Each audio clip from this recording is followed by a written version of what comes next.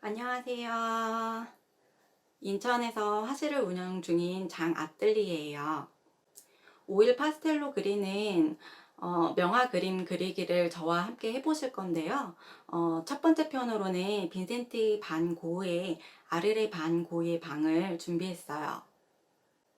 지금 보시는 거는 스케치편이고요. 스케치편 끝나고 채색편도 추후에 추가로 올려드릴 거예요. 참고해 주세요.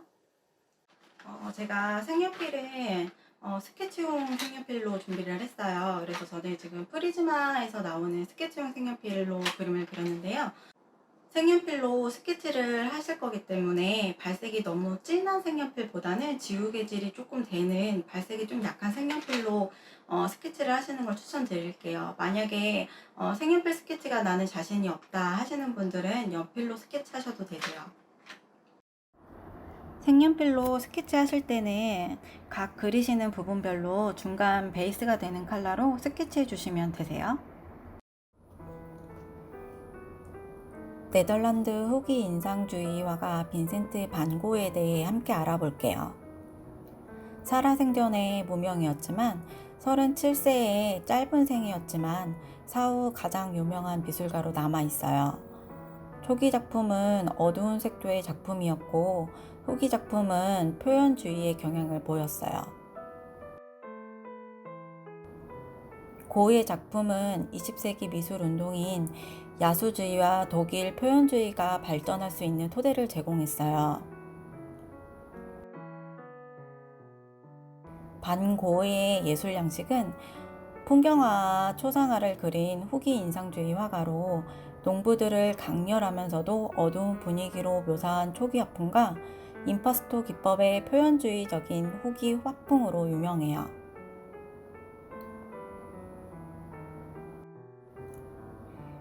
비극적일 정도로 짧은 생이었음에도 불구하고 빈센트 반 고흐는 세상에서 가장 유명한 미술가 중 하나인데요. 독일 개척교회 목사인 아버지와 트러블이 있었고 빈번한 정신적 질환과 근심과 고통으로 37살에 들판으로 걸어 들어가 곤충으로 자살을 했어요.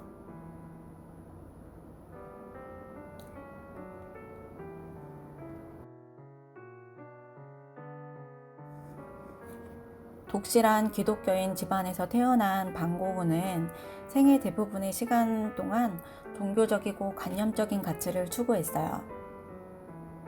1869년에 삼촌의 도움으로 아트딜러 구필지에 취직하여 수습사원으로 일하기 시작했는데요.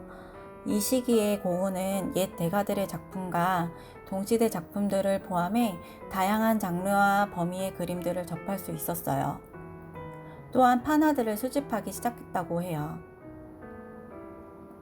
그 당시 머물고 있던 집주인의 딸 유지니 로에에게 청혼을 했지만 그녀에게는 약혼자가 있었기 때문에 거절을 당했다고 해요. 또한 아트딜러로 활동을 하며 목사이신 아버지보다도 많은 돈을 벌었다고 해요. 하지만 예술 작품이 상품으로 취급될 수 있는 것에 분노한 고흐는 직장을 그만두어요. 그 후 반 고흐는 네덜란드로 돌아와 목사가 되기로 결심을 하고 1878년 브뤼셀의 신학교육 과정에 등록하고 2년 동안 선교사로 활동을 했어요. 1888년 진로를 다시 수정하고 질브르통과 장 프랑스와 밀레처럼 노동자 계급을 그리는 화가가 되기로 마음을 먹었어요. 동생 테오의 조언을 받아들여 반 고흐는 브뤼셀 왕립 미술 아카데미에서 미술 공부를 시작했지만 반 고흐는 해부학, 모델링, 원근법 등은 그림을 그리기 위해 최소한 알아야 하는 것뿐이라고 얘기했다고 해요. 그는 주로 독학을 하고 특히 에튼과 헤이그 주변의 시골 마을의 모습을 자연주의적인 양식으로 드로잉하곤 했어요. 반 고흐는 그림을 통해 하나님께 봉사를 하길 원했고 하나님께 인도하는 화가가 되기를 바랬어요. 1881년 4월 에덴 외곽 지역으로 부모님과 함께 이사하여 그곳에서 그림을 계속 그리며 이웃을 주제로 그림을 그렸어요. 또한 여름 내내 얼마 전 가보가 된 키보스 스트릭터와 많은 시간을 보냈는데요. 그녀는 반 고흐의 어머니의 언니의 딸이었어요. 한마디로 사촌이죠. 그녀는 반 고흐보다 7살 많고 8살 된 아들이 있었어요. 그녀에게 프로포즈 했으나 거절을 당하고 그녀를 만나기 위해 편지를 쓰고 필사적으로 매달리다가 반 고흐는 램프의 불에 왼손을 갖다 대며 자위까지 하다가 정신을 잃었다고 해요. 완전 무서웠을 것 같아요. 그죠? 다음해 1월 말 반 고흐는 5살 된 딸을 가진 임신한 창녀 시엔을 만나게 돼요. 시엔은 7월에 아들 윌렘을 낳았다고 해요. 반 고흐가 1월 말에 만났는데 7월에 아들을 낳았다는 거는 아무리 임신하고 아기를 낳았다고 해도 거의 6, 7개월밖에 안 된 거라 윌렘은 반 고흐의 아이가 아닐 거라고 생각이 들지만 윌렘이 12살이 되었을 때 시엔이 월렘의 아버지는 20년 전에 만났던 화가로 이름은 반 고흐라고 했다고 해요. 전 여기서 조금 의문이 들었어요. 그죠? 다시 이야기를 이어서 하면 반 고흐의 아버지의 반대로 시엔과는 약 1년 넘게 같이 생활했지만 1883년 가을에 헤어졌다고 해요.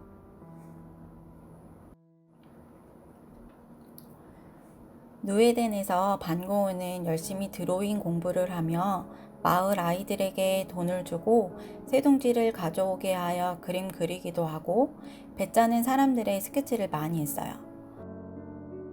1884년 가을 반 고흐보다 10살이나 많은 이웃집 딸인 마고 베게만은 종종 그가 그림 그리는 곳을 따라다녔는데요. 그녀는 반 고흐를 사랑했고 그녀에게 보답하기 위해 반 고흐는 결혼을 결심했어요. 하지만 두 집안의 반대로 결혼은 이루어지지 않았어요. 그녀 마고는 약물 과다 복용으로 자살을 시도했다가 살아났어요. 이번에는 여자가 자살 시도를 했네요.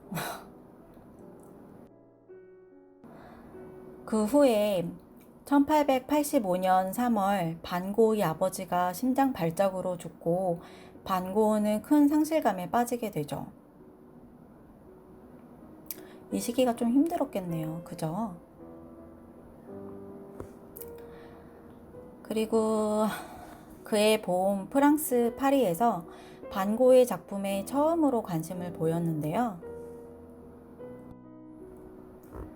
당시 첫 주요작으로 생각되는 감자 먹는 사람들이 완성되어 헤이그 러그 화랑 유리창에 8월에 전시되었어요.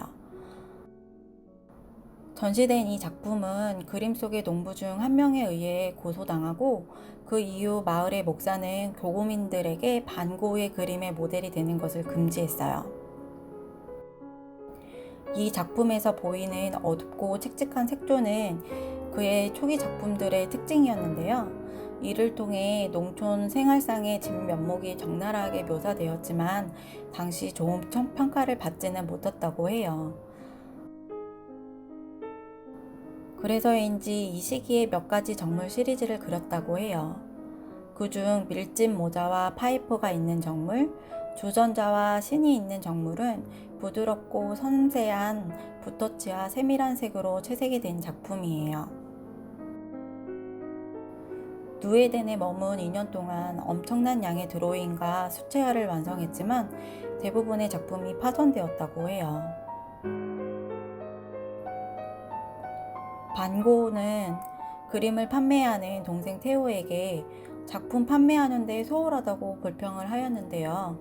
테오는 형의 작품이 너무 어둡고 현재 유행하는 인상주의 그림이 아니라고 말해주었다고 해요.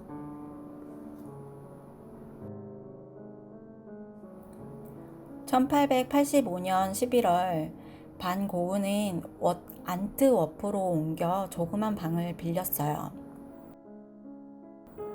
돈이 없어 가난하게 먹으며 동생 태호가 준 돈은 그림 그리는 재료와 모델비로 썼다고 해요. 1886년 2월 고은은 동생 태호에게 편지를 쓰기를 1885년 5월 이후로 따뜻한 식사를 한 것은 오직 6번 뿐이었다고 적었다고 해요. 안트워프에 있는 동안 색채론을 공부하며 그림에 적용했고 루벤스의 작품을 미술관에서 보며 시간을 보냈다고 해요. 또한 항만에서 일본의 우키요의 판화작을 구입하여 작품의 배경으로 우키요의 양식을 응용했어요. 반 고은은 압생트 술을 과하게 마시고 매독 치료를 했다고 해요.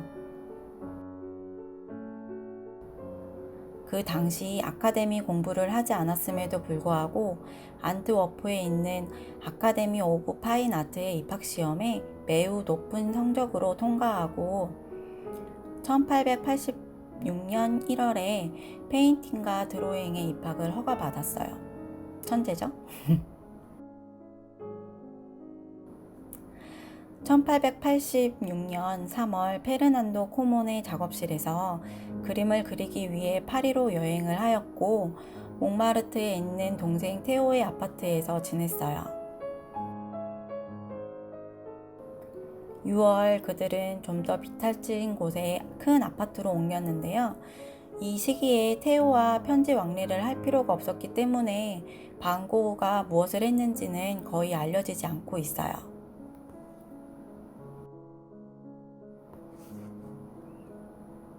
반 고흐는 그곳의 전위적인 예술 기류에서 즉각적인 영향을 받아 몽마르트르의 거리와 발음이 잘 안 되네요. 몽마르트르의 거리와 파리의 여기저기를 돌아다니며 그림을 그렸다고 해요. 파리에 있는 동안 우키요의 작품을 모아 그의 작업실 벽을 장식하고 수백 장의 판화를 모았고 그것은 페레탄기의 초상화처럼 작품의 배경으로 그려넣었어요. 파리에 머무는 동안 고흐는 영 오스트레일리안 작가 러셀과 자주 만났어요. 특히 인상주의 화가들과 신인상주의 화가들로부터 큰 영향을 받았는데 그는 역사 화가인 페르난 코르망의 작업실에서 수련을 쌓으며 에밀 베르나르와 툴루즈 로트레크, 카미유 피사로 등의 미술가들과 친구가 되었어요. 이름 너무 어려워요. 1886년 두 개의 큰 새로운 전시를 열었는데요. 쇠라, 신약 작품들로 구성된 전시회는 처음으로 후기 인상주의를 만들었어요. 또한 테오 또한 그의 갤러리에 모네, 시슬리, 드가, 피사로 등 몽마르트르의 인상주의 작품들을 꾸준히 모았어요. 고흐는 아스니에르로 거처를 옮겨 신약과 가까워졌는데 그의 친구 버나드와 함께 고흐는 전묘주의의 요소를 받아들였어요. 아돌프 몽티셀리와 폴 세잔, 폴 고갱, 폴 시냐크, 조르주 세라의 작품이 반 고흐의 작품 세계에 커다란 영향을 미쳤음을 알 수 있어요. 그는 보색의 병치, 말하자면 좀 더 과학적인 방식으로 작업함으로써 발생하는 빛의 효과들을 탐구하며 색채 이론을 연구했어요. 어렵죠? 예를 들면 파란색과 오렌지색은 나란히 놓았을 때 서로 강조하면서 대비를 이루는 거예요. 1888년 11월 테오와 반 고흐는 파리에 막 도착한 폴 고갱을 만나 친구가 되어요. 그 해가 끝나갈 무렵 그는 버나드, 안케틴, 로트렉 등과 함께 몽마르트르의 레스토랑에서 전시를 계획했어요. 버나드와 안케틴은 처음으로 그들의 작품을 팔았고 반 고흐는 곧 퐁타방 지방으로 출발하는 고갱과 서로 작품을 교환했어요. 이 전시회가 개최되는 동안 예술가, 작가 그리고 사회적 상황에 대해 토론이 이어졌고 피사로와 그의 아들 루시엔, 시냐 그리고 세라 같은 작가들이 참여하며 전시가 확대되죠. 1888년 테오와의 작품과 각박한 파리 생활에 지친 반 고흐는 화가들의 공동체를 세우겠다는 계획으로 이 시기 동안 그린 약 200여 점의 작품을 가지고 로트렉의 추천에 따라 남프랑스 아르로 떠나요. 지금 저희가 그리는 아르의 방이에요. 반 고흐는 충분한 휴식을 기대하며 아르에 오게 되는데 당시 그는 음주와 흡연으로 많이 쇠약해진 상태였어요. 1888년 2월에 도착해 호텔 겸 레스토랑인 캐럴에 묵었다가 타운으로 거처를 옮기게 돼요. 2달 동안 이국적인 화가 크리스티앙이 그의 친구가 되어 주었어요. 반 고흐의 편지에는 매춘과 음주 등으로 아르이 다른 세계로 보인다고 묘사되고 있는데요. 아르는 이국적이면서도 지저분한 곳이었어요.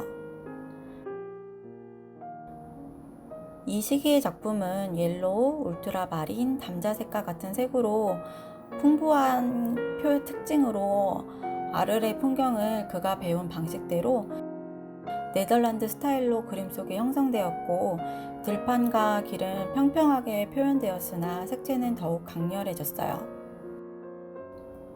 아르의 활기찬 색은 반 고흐를 흥분시켰으며 그가 새롭게 발견한 것들이 이 시기의 작품 속에 적극 보여지게 되죠. 5월에는 15프랑의 라마르틴의 노란집에 방을 빌렸어요. 이 방이 지금 저희가 그리고 있는 아르의 반 고흐의 방이에요. 그 방은 가구도 없이 한동안 사람이 살지 않은 곳이었으나 작업실로 쓰기에는 충분한 공간이었어요. 반 고흐의 희망대로 고갱은 아르에서 그들의 우정을 위해 같이 지내기로 결심해요. 반 고흐는 고갱을 기다리며 해바라기를 그렸죠. 우체국장인 친구 조셉 룰랭의 충고에 따라 2개의 침대를 샀고 마침내 9월 드문드문 놓인 가구가 있는 방에서 첫 밤을 보내요. 고갱이 아르에 머물면서 작업하고 함께 살기로 결정했을 때 반 고흐는 노란 집을 장식하는 데 매우 열성적이었어요. 그곳에서 그는 15달 동안 정물 12송이의 해바라기가 있는 꽃병과 밤의 카페 테라스를 포함해 200점이 넘는 그림을 그렸어요. 여러 번의 요청 끝에 같은 해 10월 고갱이 반 고흐의 노란 집으로 이사를 오게 되어요. 2사람은 한 달 동안 같이 그림을 그렸어요. 고갱은 반 고흐의 초상화 해바라기의 화가를 그렸고 몽펠리에로 파브르 미술관에서 쿠르베, 들라크루아의 소장품을 함께 감상하기도 했어요. 그러나 그들의 관계는 곧 파국에 이르고 예술에 관해 격렬하게 논쟁하기 시작했고 반 고흐는 고갱이 그를 버릴 것만 같은 공포감에 점점 휩싸이게 되어요. 1888년 12월 시리에 빠진 반 고흐는 고갱과 대립하여 패닉에 빠져 호텔을 떠나 청류통으로 달아났고 왼쪽 귀를 잘라 휴지에 감싼 다음 레이첼의 창녀에게 주며 이 오브제를 잘 보관하라고 말했다고 해요.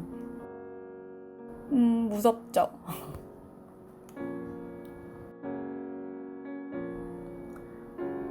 그 고갱은 아르를 떠나갔고 다시는 반 고흐를 보지 않았다고 해요.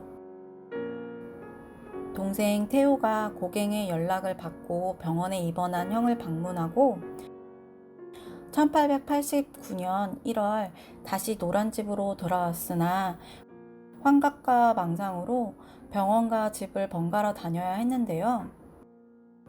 30명의 마을 사람들은 반 고흐를 빨간 머리의 정신병자라고 부르면서 탄원서를 제출했고 경찰은 그의 집을 폐쇄했다가 화가 폴 시냐기 방문해 반 고흐가 다시 집으로 돌아갈 수 있도록 도와줍니다. 1889년 5월 반고은은 생레미에 있는 정신병원에 자발적으로 찾아가 스스로 다녔는데요. 전에 수도원이었던 생레미는 의사가 경영하는 옥수수밭에 위치해 있었어요. 동생 태호는 창문에 빗장이 쳐진 방 2개를 마련하여 나머지 하나는 작업실로 만들어 주었는데, 반고우가 머무는 동안 클리닉과 그곳의 정원이 작품의 주요 주제가 되었어요. 그 와중에도 그는 작품 활동을 멈추지 않고 심오한 정신적 의미가 담긴 표현주의적인 작품으로, 이 시기의 대표작이 아르레의 별이 빛나는 밤인데요.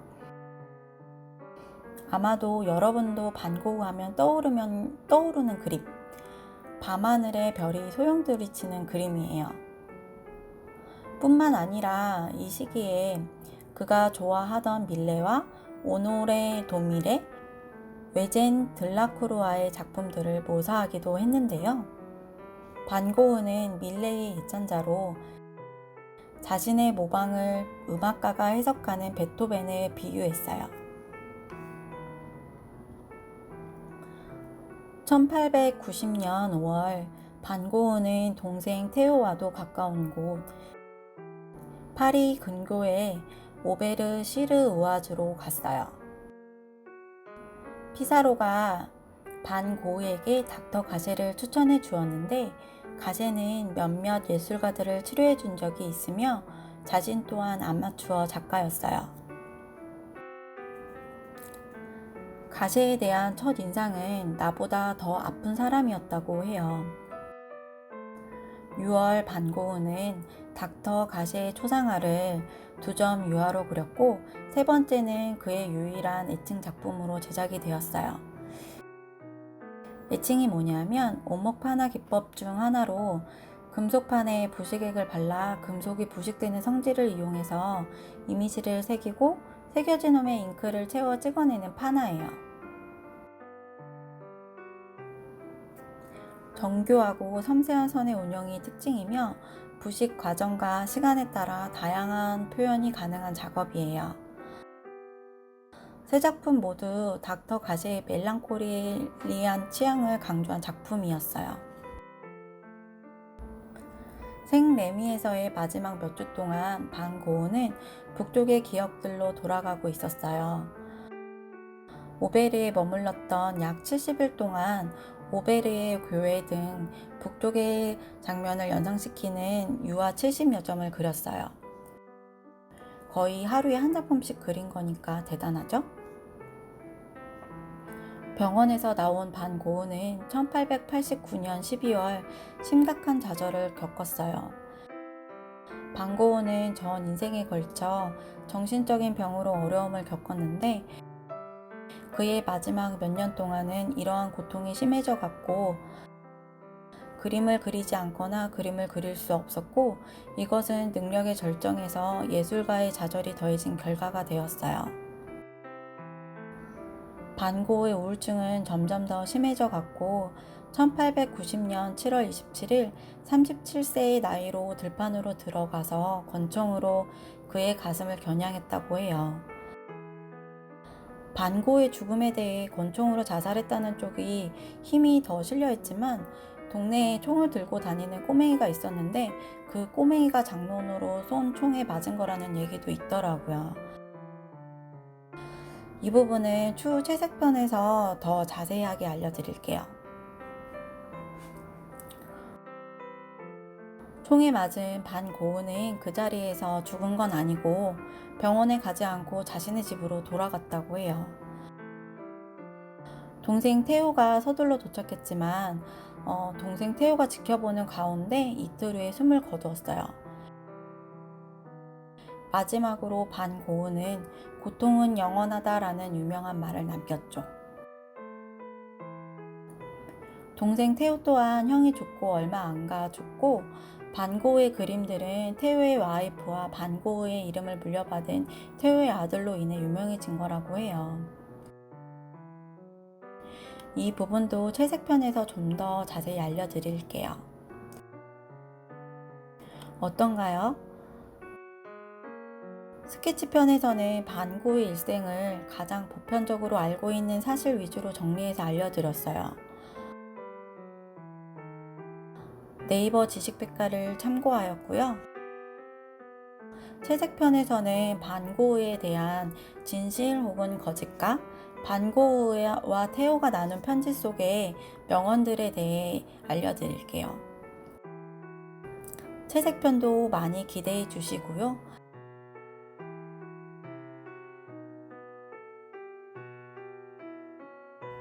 구독과 좋아요를 눌러주시면 제가 두 번째 편도 신나게 준비를 해 볼게요. 감사합니다.